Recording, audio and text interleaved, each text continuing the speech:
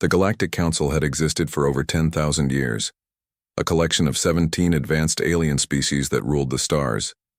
They claimed to be fair and good rulers. When humans first went beyond their solar system, Ambassador Catherine Ellis arrived at their main station.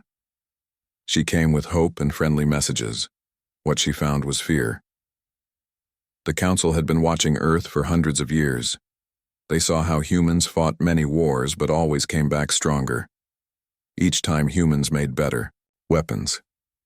This worried the aliens. No other species had grown so fast while still fighting among themselves. The Council said no to Earth. They would not let humans join. They put strict limits on trade. They made a no-go zone around human space 30. Years went by. Council ships sometimes caught humans going where they should not. These were always small explorer ships or traders testing the limits. The aliens would disable these ships and send the crews back with warnings. The barrier held. Until now Commodore Lily Martinez stood on the bridge of the HSS Retribution. This was the first true human superweapon ship. It was almost 2 kilometers long. It had weapons that could break moons. Its engines bent the laws of science. It was the result of 30 years of work fueled by anger. She looked at the display showing the Proxima Centauri outpost. This was an alien monitoring station. She gave a single nod to her weapons officer. "Begin the demonstration," she said quietly, behind her first officer. Olivia Winters exchanged worried looks with Science Officer Morgan Hayes. Neither spoke their concerns. The Council needed to learn that humans would not stay trapped any longer. The Retribution moved closer to the alien station, its massive hull blocking the starlight. The station was small in comparison, just a collection of habitat rings and sensor arrays. The aliens inside had no real defenses. They were not soldiers, just scientists and observers. They had never needed weapons before. The quarantine had always been enough. Tactical Officer Pamela West looked up from her console. "Target locked," she reported. Her finger hovered over the firing control. Martinez took a deep breath. This moment would change human history forever. There would be no going back once they fired. She thought about the 30 years of isolation, 30 years of being treated like dangerous animals, 30 years of human potential held back by alien fear. She made her decision. Fire a beam of bright blue energy, shot from the main cannon of the Retribution. It hit the central power core of the station. The blast was precisely calculated. Not enough to destroy the station completely, just enough to disable it and force evacuation. Emergency pods launched from the damaged station, small lights against the darkness fleeing to the nearby moon base. The Retribution made no move to stop them. In fact, Martinez ordered a clear path be maintained for the escaping aliens. This was not about killing. It was about sending a message. Communications Officer Diana Reed turned to Martinez. "The broadcast is ready," she said. Martinez nodded. "Begin transmission." Diana pressed a series of controls and spoke clearly into her microphone. "This message will be sent across all Council frequencies. The translation software will make sure all species understand." The face of Martinez appeared on screens across Council space, her expression calm but determined. To the Galactic Council she began. "For 30 years you have kept humanity prisoner in our own star system. You feared what you did not understand. Today marks the end of your quarantine. The HSS Retribution will visit each of your border stations and disable them. We do not seek to harm your people. We demand to be recognized. We demand the right to travel freely among the stars. You have 6 hours to respond." The message ended. The bridge fell silent. "What happens now?" asked Hayes after a moment. "Now," said Martinez, "we wait. But not here." She turned to the navigation. "Officer, plot a course to the Epsilon border station, maximum speed. The Council will try to respond with force. We need to be several steps ahead." Olivia Winters stepped closer. "Have we considered what happens if they agree to our demands right away?" she asked. Martinez smiled. "They will not. Their fear runs too deep. They will try to stop us first. We need to show them they cannot. Only then will they talk." The massive engines of the Retribution came to life. The ship turned gracefully. Despite its size, the stars outside seemed to stretch as the vessel jumped to faster than light travel. In its wake, the damaged station continued to drift, its surviving crew watching in horror as the human Dreadnought vanished. On Earth, billions of people waited.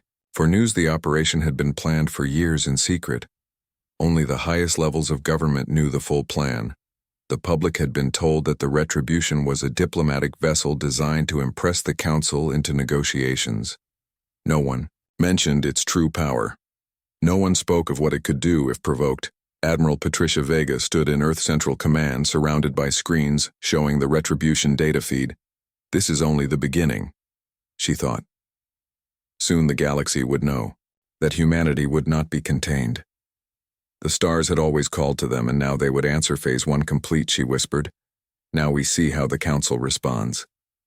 Grand Arbiter Zelkothi shook with anger as emergency alarms rang throughout the Council citadel. The massive space station that served as the seat of galactic government trembled with activity. Reports came in from across multiple sectors. A human warship of impossible size had appeared at Proxima Centauri. It had disabled the monitoring station with a single shot from an unknown weapon. This cannot be hissed. Delegate Turvan of the Vespid Collective, his insect-like features clicking with agitation. Our intelligence said their shipbuilding abilities were at least 50 cycles away from such advanced technology. The 17 representatives of the Council gathered in the emergency chamber. The holographic displays showed the human vessel. It was massive scans indicated weapon systems that violated at least 6 Council technology restrictions. The humans were never supposed to advance this quickly, said Medical Director Zahn of the blue-skinned Ardani. Their quarantine was designed to slow their progress. What happened?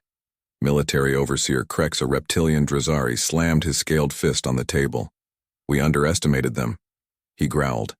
They used the 30 years of isolation to build in secret while pretending to accept their fate. We should have destroyed their civilization when we had the chance.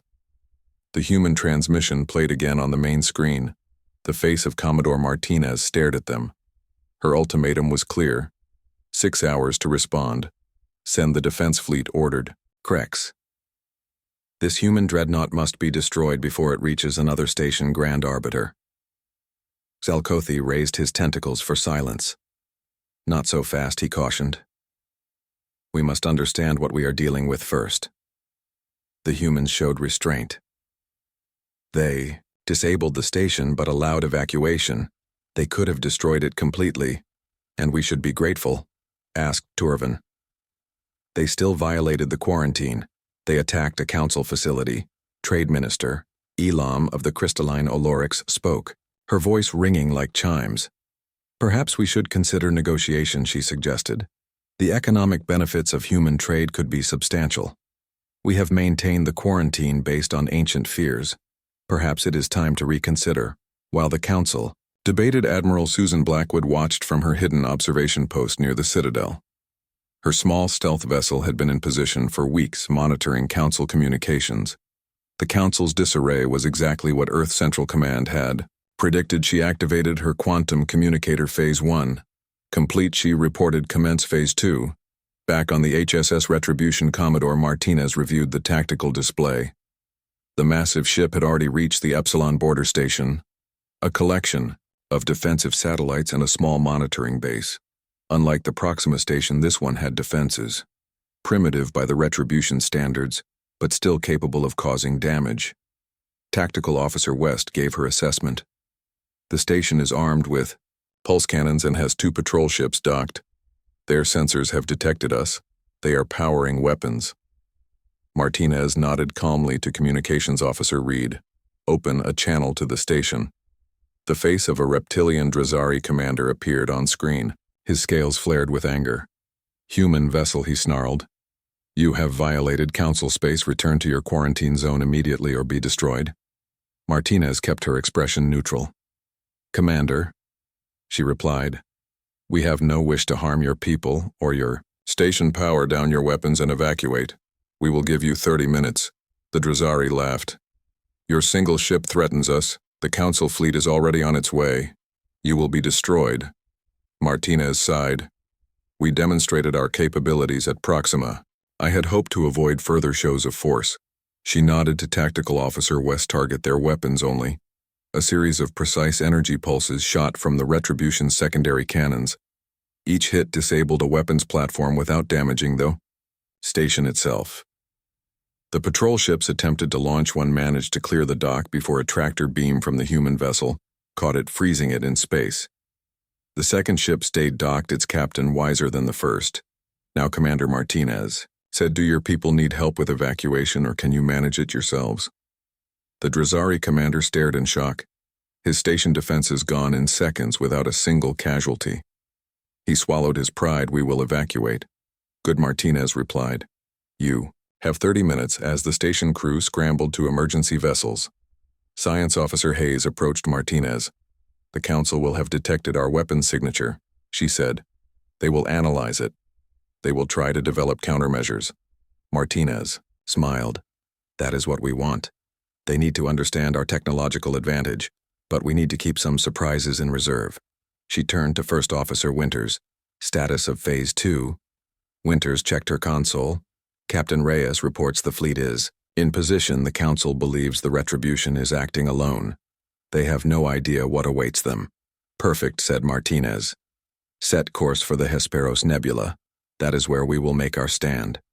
Meanwhile on Earth, Central Command, Admiral Vega briefed the United Earth Government. "The plan is proceeding exactly as we anticipated," she explained. "The Council is divided on how to respond. Their military faction, led by the Drazari, is pushing for immediate action. Their diplomatic factions are calling for negotiations." "And what of our infiltration teams?" asked President Laura Chen. "Already in place." Vega assured her. Chief Engineer Victoria Shaw has accessed their central design database on Nelvanus. She is uploading the virus packets now. Within hours, their weapon systems will begin to fail. They will blame faulty technology, not sabotage, and the rest of our fleet. Hiding in the Hesperos Nebula as planned, Captain Abigail Reyes commands 20 advanced destroyers, each smaller than the Retribution, but no less deadly. Together they will spring the trap when the Council sends their response. Fleet President Chen looked troubled. "Is this truly necessary? We are forcing a confrontation that could lead to war." "It is the only way," Vega insisted. "For 30 years we tried diplomacy. They dismissed us, they feared us without cause. Now they will fear us with reason. And from that fear will come respect. And from respect will come true negotiation." In the depths of space, the Council assembled its response, a fleet of 30 vessels converging from different sectors. Leading them was the legendary hunter-killer, Commander Zex, aboard the stealth cruiser Void. Whisper. His mission: disable the Retribution by any means necessary. "The humans have made a critical error," Zex told his crew of elite operatives. "One ship, no matter how powerful, cannot stand against our combined might." But as they tracked the Dreadnought to the Hesperos Nebula, Zex began to suspect something was wrong. The human ship was not running from them. It was moving with purpose, as if following a predetermined path. The nebula swirled with gases and cosmic dust. "The perfect place for an ambush," Commander said, his sensor officer. "I am detecting anomalies in the nebula patterns that suggest cloaked vessels." Zex felt a chill of realization. The Retribution was not alone. It never had been. As the Void Whisper entered the nebula, sensors detected movement. Not one ship. Dozens. A hidden human fleet decloaked around them. Each vessel, smaller than the Dreadnought but each just as deadly among them, was the HSS Defiant, commanded by Captain Abigail Reyes. "Welcome to the party," Reyes transmitted as the human ships closed formation around the trapped hunter-killer. "Let's have a conversation about the future of galactic relations, shall we?" The HSS Retribution moved with impossible grace for a vessel of its size. Council pursuit ships found themselves chasing shadows as the human Dreadnought slipped between star systems. It systematically neutralized border stations with precise strikes, never once causing casualties but always leaving clear evidence of its overwhelming firepower. Commander Zex, stared at the tactical display aboard the Void Whisper.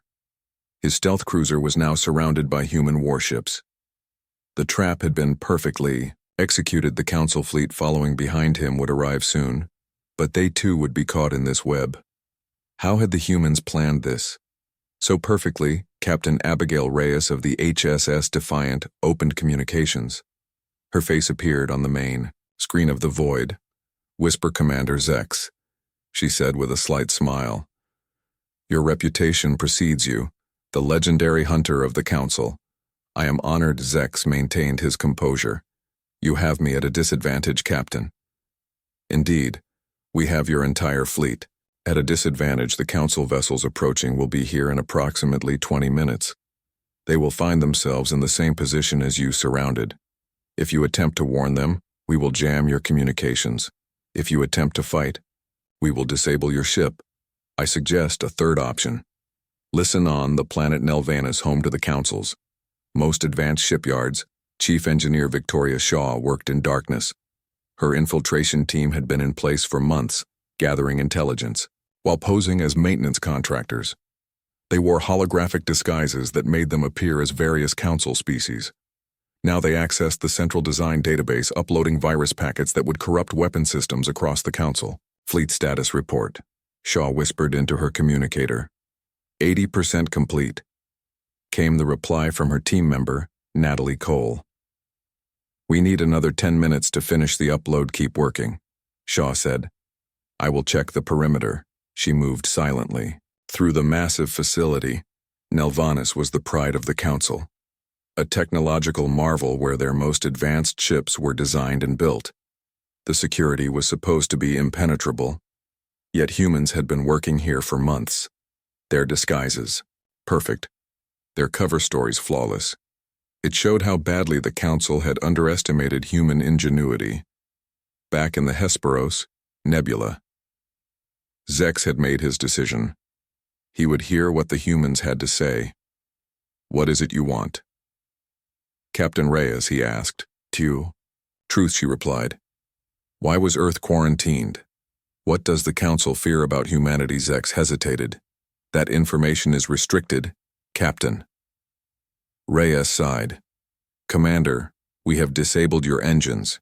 You are adrift in space surrounded by 21 human warships. I think the time for secrets has passed." She leaned forward.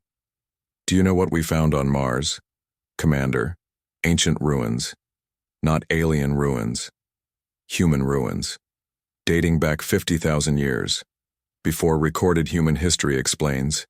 You quarantined us because you've met humans before."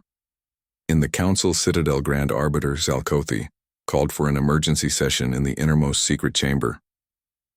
This room had not been opened in 500 years. Now all 17 species representatives gathered there. The holographic archives activated, ancient and powerful. "What I'm about to share violates our most sacred protocols," Zalkothi announced. "But given the human threat, you must understand why the quarantine was necessary." The hologram showed images from thousands of years ago. A vast human empire spanning 3 spiral arms of the galaxy. Their ships similar to the Retribution in design. Their weapons devastating. Their technology advanced beyond even current Council levels. Then suddenly, they vanished. All that remained were warnings about human nature, about their capacity for violence, and equally, their capacity for compassion. "We quarantined Earth not out of prejudice," Zalkothi explained, but out of fear that humanity would reclaim its ancient power. They destroyed themselves once, they could do so again, but this time they might take us with them. Military Overseer. Krek stared at the ancient records. "This explains much," he said, "but it changes nothing. The humans must be contained too." Late said Trade Minister Elam. "Our fleet is trapped. The human Dreadnought was never alone. They planned this for decades.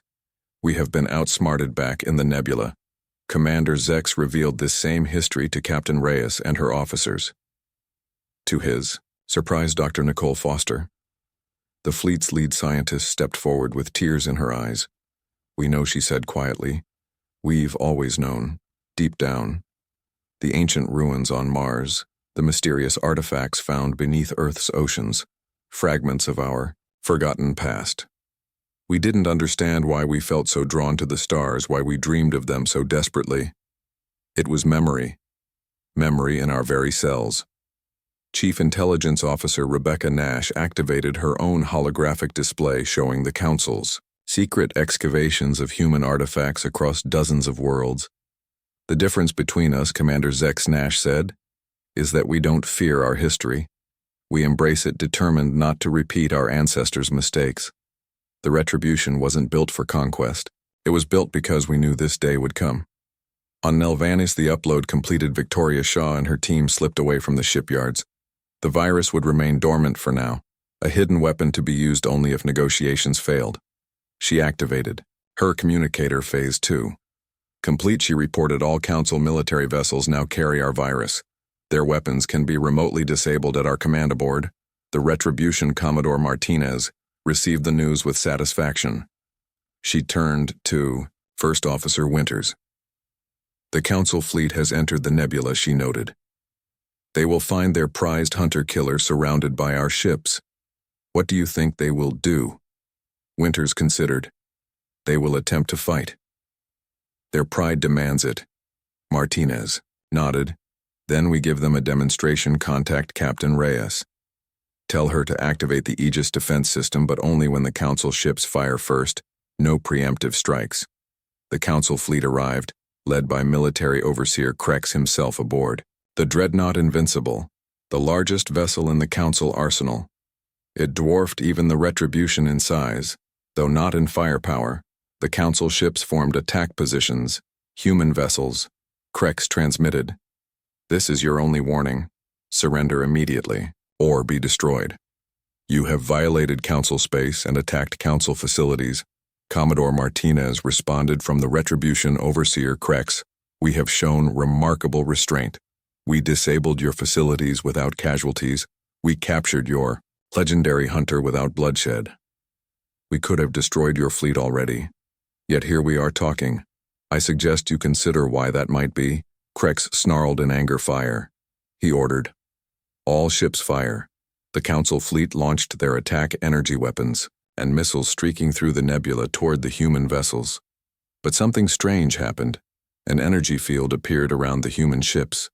A shield technology the Council had never seen before. The attacks simply faded into nothing, absorbed completely. Now Martinez said calmly, to Captain Reyes, demonstrate our capabilities. The human fleet moved in perfect coordination, the smaller ships forming patterns around the Retribution. Suddenly energy beams connected them, creating a network, a web of power. The nebula itself seemed to glow from the Defiant. Captain Reyes gave the command Aegis system active, disrupt their weapons, target their propulsion systems only. A pulse of energy spread outward from the human fleet. It washed over the Council vessels. As it passed, their weapons went dead. Their engines failed. They drifted powerless aboard the Invincible. Krex stared in disbelief. What happened? He demanded. All systems are offline, sir, came the reply. Nothing responds. A transmission came through from the Retribution. Martinez appeared on screen. Overseer Krex, she said. This demonstration is concluded. Your vessels will remain disabled for approximately 1 hour. By then, representatives from Earth will have arrived at the Council Citadel to begin negotiations. We suggest you use this time to reconsider your position. Humanity will no longer be contained. We do not seek war, but we will not accept imprisonment any longer. The choice is yours. In the silence that followed, Zex looked at Captain Reyes. You could have destroyed us, he said. Why didn't you? Reyes smiled. That is not who we are, Commander. Not anymore. We learned from our ancient mistakes. We will not repeat them. This was never about revenge. It was about recognition, about respect. The human fleet moved into formation around the disabled Council vessels, a guard of honor, not a threatening posture. The HSS Retribution took position at the front, its massive hull gleaming in the light of the nebula. Phase 3 complete. Captain Reyes reported to Earth Command. The demonstration is concluded. The Council has been shown our power. Now comes the hard part, convincing them of our peaceful intentions. On Earth, President Laura Chen prepared for the most important diplomatic mission in human history. She would travel to the Council Citadel herself aboard the newly commissioned diplomatic vessel, HSS Covenant. Unlike the imposing Retribution, the Covenant was designed for cooperation. It featured shared environmental spaces for all known sentient species. Is this wise? Asked Defense Secretary Maya Williams. The Council might try to take you hostage. Chen shook her head. We must show them we are serious about peace. They know our capabilities now. They have seen what the Retribution can do, what our fleet can do. If I hide behind our military, they will never believe our peaceful intentions. Admiral Vega nodded in agreement. But we take precautions. The Covenant will have a cloaked escort. The Retribution remains on standby, and you will wear a personal shield generator at all times. Chen agreed to these terms. The stakes were too high for unnecessary risks. She boarded the Covenant with her diplomatic team. The ship was a marvel of human engineering, beautiful and functional, its hull gleaming white unlike the dark metal of the Retribution. It was a symbol of what humanity wanted to be. Meanwhile, at the Council Citadel, the 17 representatives argued fiercely. The human demonstration had shocked them, their most powerful fleet disabled without a single shot fired, their legendary hunter-killer captured without resistance. The quarantine had failed completely, and now Earth was sending diplomats. We should prepare for war, insisted Military Overseer Krex. The humans are too dangerous.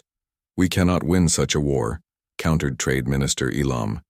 You saw what they did to our fleet. Grand Arbiter Salkothi called for order.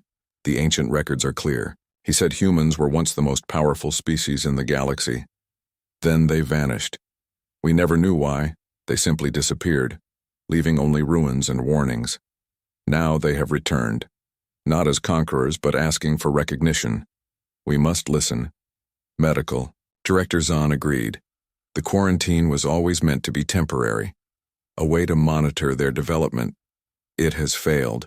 The humans advanced too quickly. What they achieved in 30 years should have taken centuries, because we underestimated them, said Science Counselor Eva, a member of the Crystalline Orcs. We saw their conflicts, their wars. We did not see their creativity, their determination. We judged them by our standards, not understanding their nature. The HSS Covenant arrived at the Citadel docking bay. President Chen stepped out flanked by her advisors. They were greeted by Council security, tall insectoid beings with ceremonial weapons. The humans were escorted to the Grand Chamber where the Council waited, in the Hesperos Nebula. The disabled Council fleet had regained power exactly as Martinez had promised. The Retribution and the human fleet had withdrawn, allowing the Council vessels to return to their bases. Commander Zex remained aboard the Void Whisper, deep in thought. Captain Reyes had granted him access to human historical records, the rise and fall of civilizations, the wars and peace treaties made and broken, the long struggle toward unity. It was fascinating and disturbing. How could one species contain such contradictions, such capacity for both destruction and creation? We misjudged them. Zex said to his second-in-command. The Council saw only the danger, not the potential back on Nelvanus. Victoria Shaw and her team prepared to leave their mission complete. They had planted the virus throughout the Council database, but they had also left something else. A gift, historical and cultural records from Earth, music, art, literature, philosophy, the complete human experience. Not just the military aspects, the Council had focused on. They believe we are only warriors, Shaw told her team. They need to understand we are so much more. In the Council chamber, President Chen stood before the 17 representatives. I come in peace, she began. But I also come with resolve. Humanity will no longer accept imprisonment within our own star system. We have demonstrated our capabilities not to threaten, but to show that we cannot be dismissed. Grand Arbiter, Zalkothi responded, we have seen your power. President Chen, we have also accessed our ancient records. Humans once ruled much of this galaxy, then you vanished. We quarantined Earth because we feared what might happen if you reclaimed that power. Chen nodded. We know of our ancient past, or at least pieces of it, the ruins on Mars, the artifacts found beneath our oceans. We did not understand their significance until recently. We still don't know why our ancestors fell, why civilization collapsed, but we know we are their descendants, and we are determined not to repeat their mistakes. That is what all species say, countered Krex. Yet you built weapons of immense power. You developed technology specifically to defeat our defenses. You infiltrated our facilities. We did, Chen acknowledged, because you left us no choice. You judged us based on ancient history and primitive fears. You contained us without giving us a chance to prove ourselves. How else could we show you we deserve respect? The debate continued for hours. Council members questioning, challenging, the humans responding with patience but firmness. Slowly, understanding began to grow in a private chamber adjacent to the main hall. Dr. Nicole Foster met with Medical Director Zahn. The two scientists compared notes on human and council medical technology. Your species fascinates me. Zahn admitted your bodies are so fragile compared to many council races. Yet you compensate with remarkable adaptability. Your medical technology focuses on enhancement, not just healing. We had to evolve that way, Foster explained.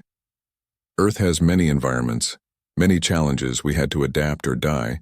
It shaped our thinking, our technology, our very bodies. Throughout the Citadel, similar meetings took place.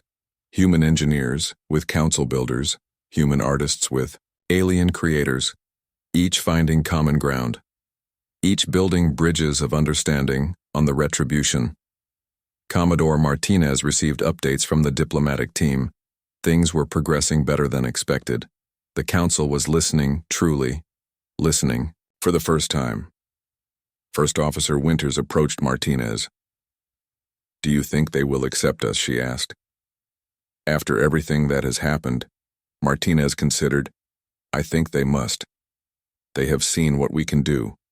They know we cannot be contained any longer. The question is not whether they will accept us, but what kind of relationship we will have. Will it be based on fear or respect? Fear leads to more conflict. Respect might lead to peace. Science Officer Hayes joined them. The ancient records are being unsealed, she reported. The council is sharing information about our ancestors with the diplomatic team. It seems we were once allies with many of their species before the collapse. That is a good sign, said Martinez. Perhaps we can be allies again. Meanwhile, deep in council space, a faction of hardliners led by several Drazari military commanders plotted in secret. They could not accept humans as equals. They would not. The demonstration of human power had only convinced them of the danger. Must strike first, said Commander Vrax, a Drazari general. While their fleet is divided, while their Dreadnought is away from Earth, but our weapons have been compromised, objected another officer. The virus they planted. Not all of them, Vrax revealed. We maintained a secret fleet vessels unknown even to the Council. A precaution against exactly this kind of situation. We can launch a strike against Earth itself, force the humans to surrender to save their homeworld. The conspirators agreed. The attack would come soon before the diplomatic talks could succeed, before peace could take root, back at the Citadel. President Chen sensed a shift in the Council. The hostility fading, replaced by cautious curiosity. Even Krex had fallen silent, listening, rather than arguing. The ancient records had shaken many assumptions. Grand Arbiter Zalkothi spoke. We have misjudged your kind, President Chen. The quarantine was imposed out of fear. Fear, based on incomplete understanding. We see now, that was a mistake, Chen smiled. That is all we ever wanted. The chance to be judged on our own merits, not on ancient history, not on primitive fears, simply on who we are now, as the diplomatic talks continued. Commander Zex made a discovery analyzing the data Reyes had shared. With him, he found evidence of the hardliner plot, the secret fleet, the planned attack on Earth. He had to warn both sides immediately. The fate of both humanity and the Council hung in the balance, peace so close yet still so fragile. One act of aggression could destroy everything they had worked for. Commander Zex worked frantically to decode the secret communications he had discovered. The evidence was clear. A faction of hardliners planned to attack Earth while the diplomatic talks continued. Their secret fleet was already moving into position. He had to warn both sides. Without hesitation, he transmitted the information to Captain Reyes and Grand Arbiter Zalkothi. The response was immediate. President Chen was rushed from the council chamber for safety. The human diplomatic team placed on high alert. The HSS Covenant prepared for emergency departure in the Grand Chamber. Grand Arbiter Zalkothi confronted Military Overseer Krex. "Is this your doing?" he demanded. Krex looked genuinely surprised. "I know nothing of this. The Hardliners act without council authority. This is treason." Quickly they reviewed the data Zex had sent them. The secret fleet consisted of 12 warships, old models but heavily armed. They had avoided the virus by remaining disconnected from the main council network. They would reach Earth in less than 6 hours. "We must stop them," said Zalkothi. Krex nodded for once in agreement. "But our main fleet is too far away. The human Dreadnought is also too distant," Chen said, joining them. Her security detail had insisted. She returned to the chamber. It was more defensible than the diplomatic quarters. "The Retribution cannot reach Earth in time." "Then we stand together," Zalkothi declared. "This attack does not represent the will of the Council. We will help you defend your world." On the Retribution, Commodore Martinez received the warning. She immediately ordered maximum speed toward Earth, but knew they would arrive too late. She contacted Captain Reyes aboard the Defiant Abigail. She said, "They are targeting Earth orbital. Defenses will not be enough against 12 warships. Even old models can cause devastating damage. You must reach Earth before them." Reyes' response was calm. "We are already en route, Lily. The Defiant and 5 escorts. We can intercept them at the edge of the Sol system. The rest of the fleet is following, but will be hours behind." Not enough, Martinez thought, but it would have to do. She opened a channel to Earth Defense Command Admiral Vega. "We have a situation." Admiral Vega listened to the report. With growing concern, Earth had defenses, but nothing that could easily stop 12 determined warships. Their orbital platforms were designed for meteorite defense, not military action. Most of their fleet was with the Retribution or escorting the diplomatic mission. "Evacuate critical personnel to the lunar bases," she ordered, "and activate protocol. Omega Protocol." Omega was the final defense Earth had never wanted to use. A network of ancient weapons platforms discovered beneath the polar ice, caps remnants of their forgotten past. The platforms had been studied, reverse-engineered, but never activated. Their power source was alien even to modern human understanding. To use them was a risk. But what choice did they have in the depths of space? The hardliner fleet moved with grim purpose. Commander Vrak stood on the bridge of the lead vessel, the Drazari warship Vengeance. "The humans have shown their power," he told his crew. "Now we will show ours. Their homeworld will burn. Their colonies will be next. The galaxy will be cleansed of their kind." His second officer approached with disturbing news. "We have been discovered, Sir. Council forces are moving to intercept." And a human squadron led by the Defiant Vrax dismissed this with a gesture. "They are too few. We outnumber them. We will crush any resistance, then complete our mission." The Defiant and its 5 escort ships took position at the edge of the Sol system. The small battle group was all that stood between Earth and destruction. "Captain," Reyes addressed her crew.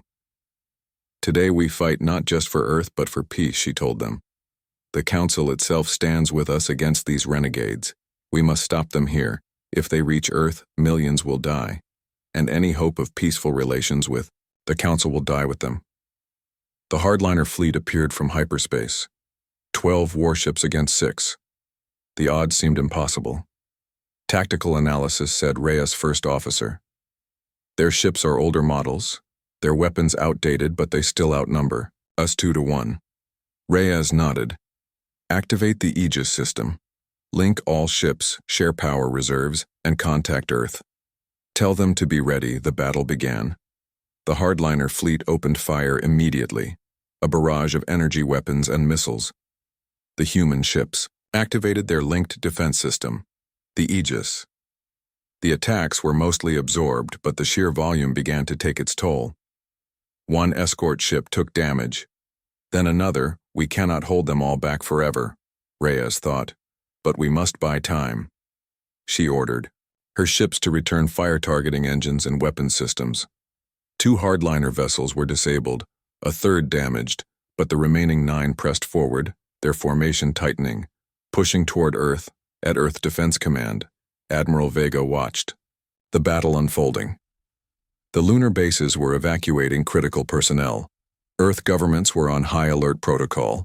Omega was ready but untested. Would it work? Would it save them, or create an even greater disaster? On the Council, Citadel President Chen stood with the 17 representatives watching the same battle feeds. This is what fear leads to, she said. Destruction.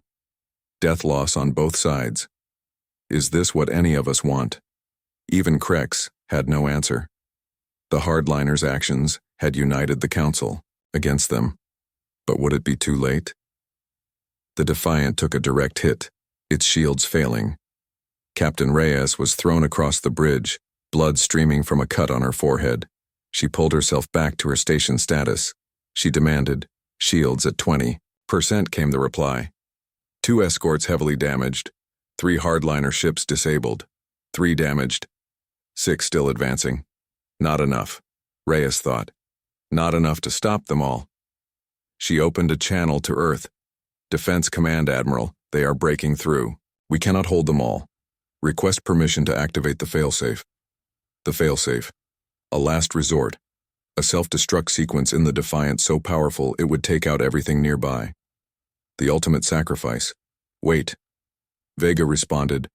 Something is happening from behind the hardliner fleet. New ships appeared. Not human, not Council. Something else. Sleek vessels with organic lines. They moved with impossible speed. 3 of them surrounding the hardliners. Unknown vessels approaching, reported Reyes' tactical officer. They are not responding to hails on the bridge of the Vengeance Commander.